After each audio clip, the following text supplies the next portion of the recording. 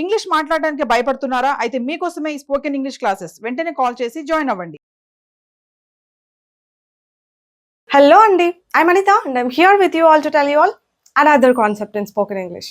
ఎన్ని రోజులు spoken English అని ఏం నేర్చుకున్నారో తెలీదు, బట్ ఇప్పటి నుండి స్పోకెన్ ఇంగ్లీష్ అని అస్సలైన స్పోకెన్ ఇంగ్లీష్ నేర్చుకుంటున్నారని అనుకుంటున్నా. అందులోంచి ఇంకొక కాన్సెప్ట్ నేర్చుకుందాం ఈరోజు. నేనేం కాన్సెప్ట్ చెప్పబోతున్నానో చెప్పుకొని చూద్దాం. అసలు యాక్చువల్గా కాన్సెప్టే ఇది.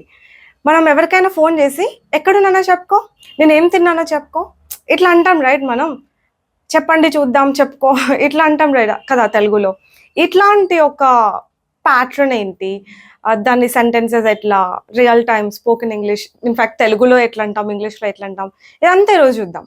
ఇన్ఫ్యాక్ట్ ద వర్డ్ ఏంటి అని అంటే గెస్ అన్న వర్డ్ యూజ్ చేసి ఇట్లాంటివన్నీ మనం చెప్పొచ్చు అనమాట. నేను ఎక్కడున్నానో చెప్పుకో అంటే వాళ్ళ ఇంటి ముందే ఉండి మనం ఫోన్ చేసి చెప్పుకో నేను ఎక్కడున్నాను అని అంటాం. లేదంటే నేను మా ఊరికి వెళ్ళి వీడియో కాల్ చేసి నేను ఎక్కడున్నానో చెప్పుకో చూద్దాం అని అంటాను అనమాట. సో ఎట్లా చెప్పాలి? గెస్ వేర్ ఐ యామ్ అని అంటా.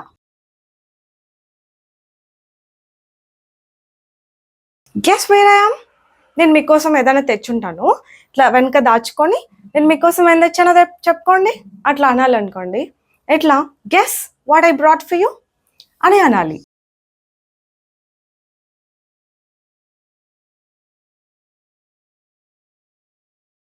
నేను నీకోసం ఏం వండుతూ ఉన్నానో చెప్పుకో. వీడియో కాల్ చేసి అంటానమాట మా పిల్లలతో, వాళ్ళు ఎక్కడో ఉంటారు బయట. కిడ్స్, నేను మీకోసం ఈరోజు ఏం వండుతున్నానో చెప్పుకోండి. Guess what I'm cooking for you today. Guess అన్నది కామన్గా వస్తుంది. ఇంకా ఏం చేస్తున్నానో చెప్పుకోవట్లే. ఈ పక్కన సెంటెన్స్ ప్రజెంట్ పాస్ట్ ఫ్యూచర్ ఏదన్నా చెప్పుకోవచ్చు, బట్ చెప్పు గెస్ చేయి. గెస్ని తెలుగులో ఏమంటారబ్బా ఏమో తెలీదు, బట్ చెప్పుకో అట్లా తెలుగు అంటాము. అట్లాంటప్పుడు అంతా ఇట్లా గెస్ అని యూజ్ చేయొచ్చు. Guess what I'm cooking, guess what I'm cooking.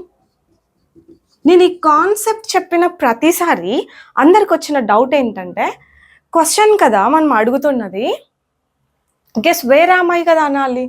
Guess what did I brought for you ఇట్లా కదా చెప్పాలి. వాట్ ఆమ్ ఐ కుకింగ్ ఇలా కదా అనాలి అని. ఇక్కడ యాక్చువల్గా గెస్ అనడంతో క్వశ్చన్ అయిపోతుంది. ఇంకా ఇటు పక్కన ఉన్నదంతా ఒక సెంటెన్స్ అనమాట, సెంటెన్స్ లాగా. This is how it should be, ఇట్లనే ఉండాలి. ఇక్కడితోటే ఒక క్వశ్చన్ అయిపోయి ఉంటుంది. గెస్ చేయి అనడంలోనే ఒక క్వశ్చన్ అయిపోయి ఉంటుంది. కాబట్టి ఇంక ఇటు పక్కన మళ్ళీ క్వశ్చన్ లాగా ఉండకూడదు, 100% ఉండకూడదు. ఓకేనా? నేను నీకోసం ఏం కొన్నానో చెప్పుకో, ఇక్కడ ఏం తెచ్చానో లాగా. పాస్ట్ అయితే కనుక డైరెక్ట్గా V2 ఫామ్ యూజ్ చేసేసేయండి. Guess what I bought for you, guess what I bought for you. ఇంకా ఇలాంటివే కాదు, ఒక్కొక్కసారి సెంటెన్స్ లాస్ట్లో ఈజీ వస్తుంది. అలాంటి సెంటెన్సెస్ కూడా ఉంటాయి. ఎలా అంటే, వాళ్ళు ఎక్కడున్నారో చెప్పుకో, వాళ్ళు ఎక్కడున్నారో చెప్పుకో, వాళ్ళు ఎవరో చెప్పుకో,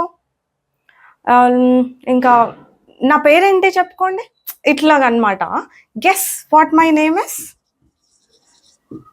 guess what my name is.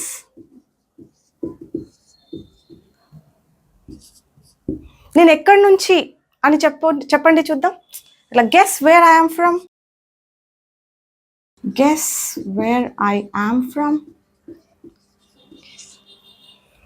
ఇంకా నా ప్రాబ్లం ఏంటి చెప్పండి చూద్దాం, ఆన్సర్ ఏంటి చెప్పండి చూద్దాం, గెస్ చేయండి చూద్దాం. ఇలాంటప్పుడు అంతా ఈజీ లాస్ట్లో.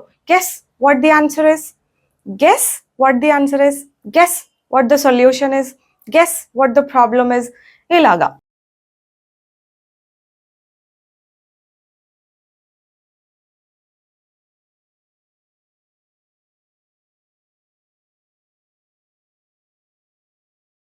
C guess what the answer is, guess what the solution is. అంటే ఆన్సర్ అంటే గెస్ చేయండి చూద్దాం అన్న మీనింగ్ ఇక్కడ పెట్టట్లేదు, కానీ that's how we speak in తెలుగులో అట్లనే అంటాం అనమాట.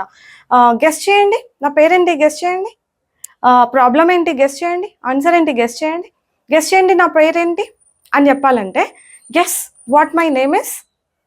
ఇక్కడ ఈ సెంటెన్స్ బాగా అబ్జర్వ్ చేయండి, తెలుగు సెంటెన్స్. నా పేరేంటో గెస్ చేయండి, guess what my name is.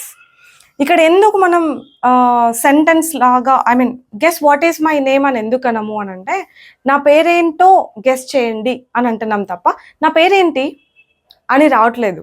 So what is my name అంటే నా పేరేంటి కదా, కానీ నేను అంటున్నది నా పేరేంటో కాబట్టి guess what my name is అని అనాలి.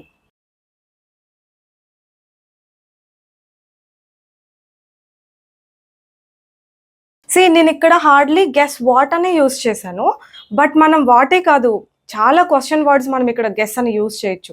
నేను దీనిపైన ఏదైనా లైక్ ఇదే ఈ బోర్డ్ అనుకోండి, లేదంటే ఆ కెమెరా అనుకోండి, దానిపైన ఎంత ఖర్చు పెట్టినానో చెప్పుకో.